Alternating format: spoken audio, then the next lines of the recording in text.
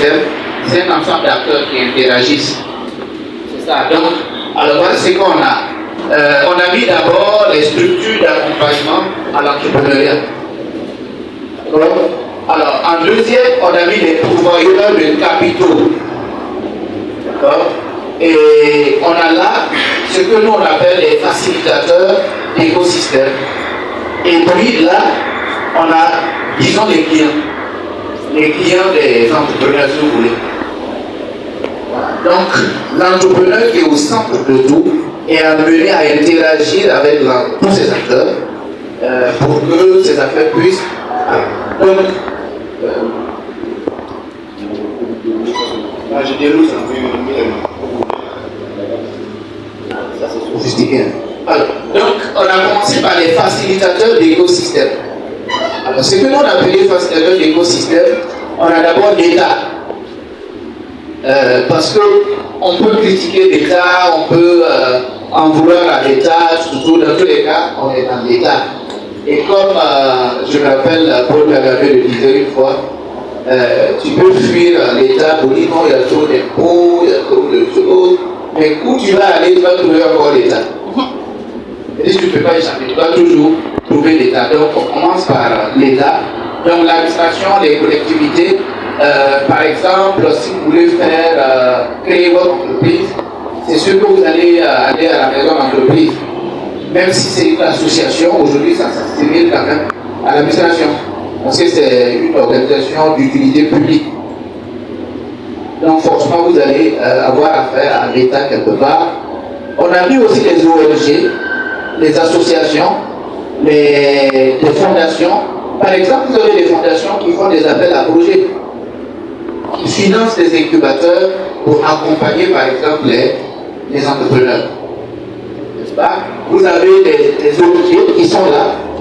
Par exemple, je sais que BBI avait travaillé avec des autres d'Italie, c'est ça, pour accompagner les entrepreneurs dans le domaine de la culture, du multimédia. Donc, c'est des exemples. Vous avez des institutions internationales, vous avez la coopération comme l'Union européenne, qui finance par exemple le projet de BBI, encore avec le Fonds de développement culturel et touristique. Donc, ils donnent de l'argent pour accompagner. Je sais que BBI, je prends l'exemple de BBI parce que je suis aussi de BBI, a démarché avec UNFPA, avec le BNUT, avec UNCDF. Tout ça sont des agences disons, des Nations Unies qui accompagnent donc des institutions internationales. Au niveau de la coopération, vous avez même plusieurs coopérations comme la coopération belge, à travers les labels. Je sais qu'on a participé à un événement hier sur les référentiels même de la formation en entrepreneuriat au Burkina. C'est eux qui financent. Voilà, donc il y a pas mal qui, d'une façon ou d'une autre, on peut penser que par exemple, un entrepreneur n'a rien à voir avec l'Union européenne. Si on ne creuse pas, qu'est-ce qu'un entrepreneur a à voir avec l'Union européenne? Pourtant, il y a toujours des rapports. Alors, vous avez les médias, ça je ne vais pas insister là-dessus. Les médias, une entreprise, je vois par exemple Zondos Group qui est là, je sais qu'il est fréquemment sur les médias, il est à la télé nationale, il est sur les chaînes, mais l'objectif c'est de se faire connaître. Parce que si on n'est pas connu, on ne sait pas comment les gens viendront consommer nos produits. Donc, ça relève même de la stratégie de l'entreprise. Et puis, on va continuer. Donc, ce sont des gens qui facilitent en fait l'entrepreneuriat. Vous avez l'État, que j'avais commencé à citer. Donc, j'ai mis par exemple le ministère en charge de l'entrepreneuriat. Aujourd'hui, on n'est pas très bien régulier parce que ça change de nom. Le ministère des Sports. Des sports, de la jeunesse et de l'emploi.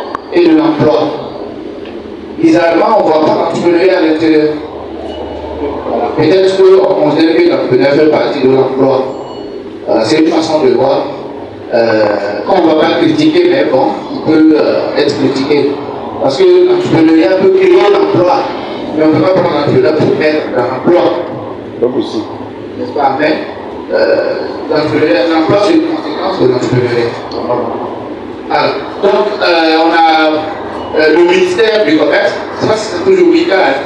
Il y a le ministère de la promotion de la femme qui accompagne l'entrepreneuriat féminin beaucoup.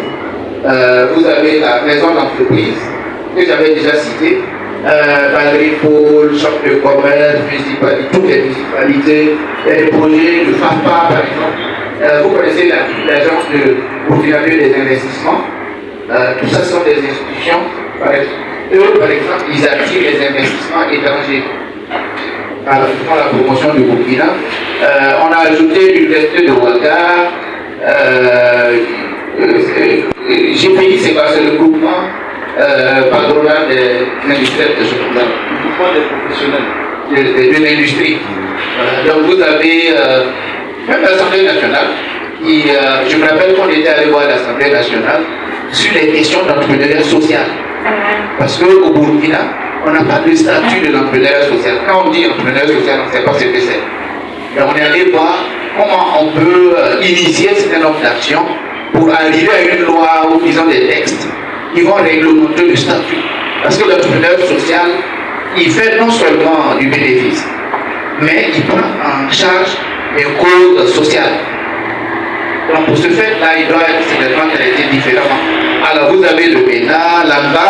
L'ANBA, c'est l'Agence nationale de valorisation des acquis de la recherche. On en a besoin. Par exemple, les gens qui font de l'entrepreneuriat dans l'agriculture, ils ont besoin souvent de savoir est-ce qu'il y a des technologies au niveau local. Au lieu d'aller en Chine pour prendre une presse, pour prendre un broyeur, ils essaient de voir qu'est-ce qui a été trouvé au niveau local. Même les sémences, c'est qu'on essaie de valoriser avec minéral, ainsi de suite. Alors vous avez donc le ministère de l'Éducation, bien sûr, à travers les structures de formation, le ministère de la Recherche scientifique et de l'Innovation. Donc regardez un peu tous ces gens-là. L'entrepreneur, ou disons l'entreprise dans sa vie, je n'ai pas cité le ministère des Finances. Peut-être parce que, comme les gens n'aiment pas l'impôt, sinon, forcément, il faut payer l'impôt. N'est-ce pas? Donc, on va continuer. Ok, je me trompe. Ça. Je vais tourner. Alors, c'est vrai qu'on avait cité. Non, ce qu'on a fait, on a essayé de. Que je me perds. Donc, on a vu l'État, on a vu. On a vu les structures, on n'a pas encore vu les structures d'accompagnement. Ce qu'on a fait, alors donc vous avez, au niveau des ONG, associations, fondations, on a cité quelques-unes. Donc vous avez Oxfam, Fait les Hommes, vous connaissez les générales, GIZ, Entrepreneurs du Monde. Alors après on a cité en fait les entités à l'intérieur. Je prends les institutions internationales. Je avais cité un peu l'Union européenne, l'Agence française de développement, UNCDF, SOS Sahel. Donc vous avez les médias que vous connaissez plus ou moins. Voilà, il y a la télé, il y a la radio, on a aussi les gens qui sont sur le web, comme Façonnette.